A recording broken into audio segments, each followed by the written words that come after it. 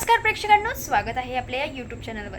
तर कॉन्स्टेबल मंजू या मालिकेमध्ये आता इकडे मंजूने सत्यासाठी एक कॅन्डल लाईट डिनर असं सरप्राईज केलेलं असतं. तर शेवटपर्यंत भाग बघा, कळेलच काय झालंय ते. तर आता इकडे ही जी असते पूर्वा पाटील, आता इकडे दिवसभर सत्याला 5-5 मिनिटांना म्हणजेच आतमध्ये बोलवत असते, म्हणजेच फडतरेच्या हातून. आणि आता इकडे तो तिला आतमध्ये येऊ का विचारायला गेला की त्याला बोलत असते की 2 मिनिटं थांब बोलवतेच, 5 मिनिटं थांब बोलवतेच, 10 मिनिटं थांब मी कॉलवर आहे.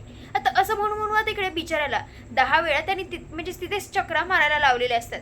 आता इकडे सत्य विचार करतो की ह्या पूर्वा मॅडम बघाव तशा म्हणजेच सोप्या नाहीये. हे सगळं मुद्दाम ते करत आहेत वाघमारे आणि मला वेगळं करण्यासाठी. आणि त्यांचा काय प्लॅन आहे हे तर मला कळत नाहीये, पण मात्र हे सगळं मुद्दाम करत आहे हे त्याला चांगलंच माहिती असतं. इकडे मयुरी, भारती मावशी हे सगळं बघतच असतात. इकडे पडवळ सुद्धा बघत असतो. इकडे पप्प्या जो असतो त्याला पाणी वगैरे विचारत असतो, पण तो काही घेत नसतो. त्याला हेच वाटत असतं की वाघमारे बिचारे दिवसभर उन्हामध्ये तिथे उभे आहेत. आणि आता इकडे त्याला फक्त मंजूचीच भीती वाटत असते, म्हणजेच ती इतक्या उन्हामध्ये हे सगळं काम करते आणि हे सगळं मुद्दाम ती पूर्वा करते. आणि हे सगळं पूर्वा मुद्दामच करत असते, म्हणजे ती कुठल्याच कामात नसते, पण अशी दाखवत असते की ती खूपच बिझी आहे आणि मुद्दाम सत्याला 10 चक्र मारायला लावत असते तिथल्या तिथेच. आता इकडे मंजू जी असते तिथे कलेक्टरच्या मागे दिवसभर उन्हामध्ये उभी असते.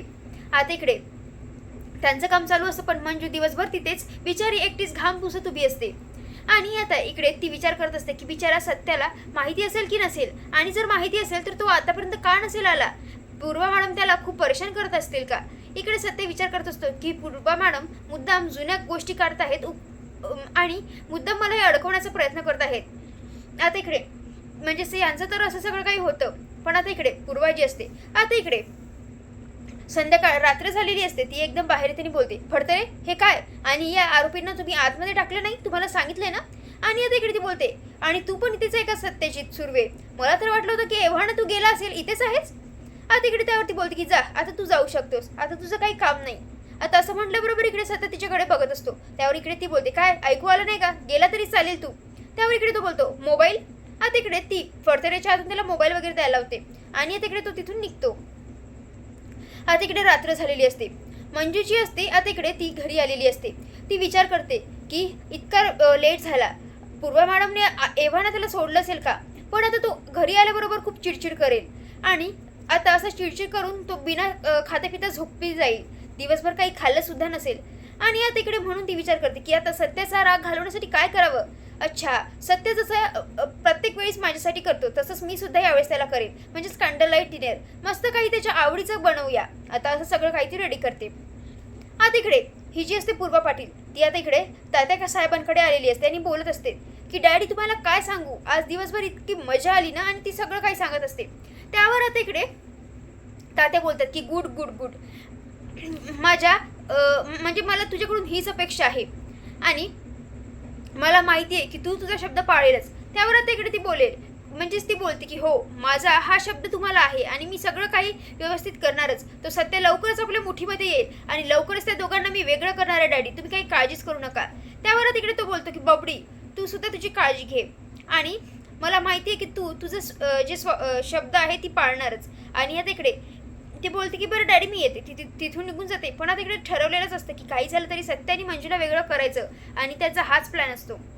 तर आता इकडे मंजूची असते मस्तपैकी छान साडी वगैरे घालून छान रेडी होते. आता इकडे खाली येते, सगळं काही स्वयंपाक रेडी करते, म्हणजे सत्याला जे काही आवडते ते पोळी भाजी वगैरे जे पण. आणि इकडे वर टेरेसवर जाते, मस्तपैकी सगळीकडे कॅन्डल्स लावते, मस्त बलून्स असतात, हार्ट शेपच्या असतात आणि मधामध्ये एक टेबल ठेवलेला असतो, त्यावर पूर्ण गुलाबाच्या पाकळ्यांनी सजवलेलं असतं आणि एक नंबर ते पूर्ण काही असं रोमॅन्टिक पूर्ण तिथला जो बॅकग्राऊंड असते ते तयार करते. छान लायटिंग्स वगैरे लावलेले असतात.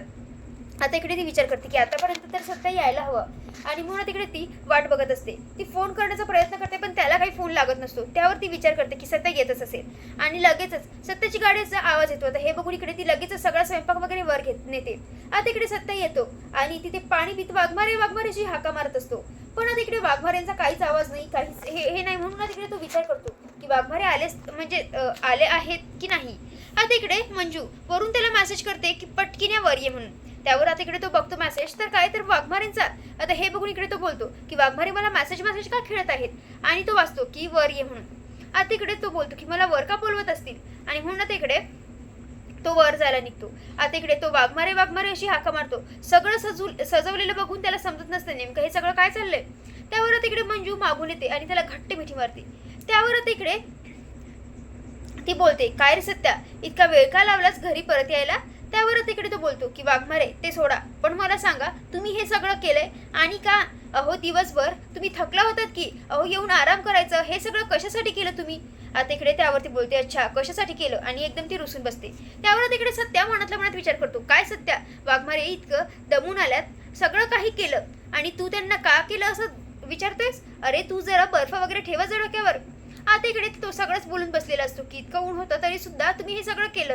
आता इकडे त्यावर तो स्वतःलाच म्हणजे समजावत असतो आणि बोलतो की आता काही पण करून वाघमारेंची समजूक काढायलाच हवी. आता इकडे तो बोलतो की वाघमारे मला माहिती आहे हे सगळं तुम्ही माझ्यासाठी केलं. कारण तिकडे मंजू बोलत असते, हे सगळं फक्त तुझ्यासाठी, आजची सजावट, असं जे काही पण मी सरप्राईज केलं ते फक्त तुझ्यासाठी. आता इकडे तो तिचा हातात हात घेतो आणि तिला माफी मागत असतो, सॉरी बोलत असतो. आता इकडे हा भाग इथे संपतो. पुढील भागात आता आपल्याला असं पाहायला मिळणार आहे की आता इकडे मंजू आणि सत्य छानपैकी तिथे बसून मस्त जेवण करतात, एकमेकांना भरवतात. आणि आता इकडे छानपैकी आता इकडे सत्य तिला पूर्ण प्रपोज सुद्धा करतो, मंजू सुद्धा त्याला प्रपोज करते आणि यांची तर रात्र अशीच छानपैकी दिसते.